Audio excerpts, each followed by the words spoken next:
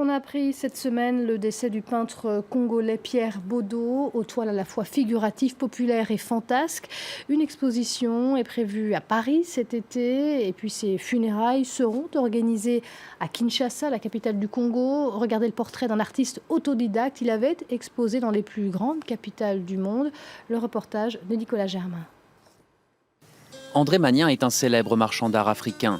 Pour lui, Pierre Bodo, qui vient de mourir à l'âge de 62 ans, était l'un des plus grands peintres congolais. Et Bodo, c'était surtout il y a tout un travail fantasmagorique, symbolique, dans la construction des tableaux, les couleurs employées, la folie qu'on retrouve de cette fameuse folie quinoise où tout est mêlé et où tout se passe dans la rue.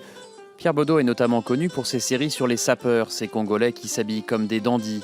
Ici, ils ont des têtes d'oiseaux. Autre série, celle qu'il nommait « Les femmes surchargées ». Cet artiste était aussi un pasteur, mais il ne faisait pas partie de ceux qui ont mauvaise presse. Bodo, au contraire, lui, mettait l'argent qu'il gagnait dans cette église au profit notamment des enfants qu'il scolarisait. Je pense qu'il s'est tellement donné qu'il en est peut-être aussi mort. Mais on pouvait le dire de son vivant, quoi. C'était vraiment un mec formidable. Ces toiles coûtent entre 4 000 et 10 000 euros. Certaines seront visibles à la grande exposition sur l'art congolais depuis 1925, qui débutera en juillet à la Fondation Cartier pour l'art contemporain.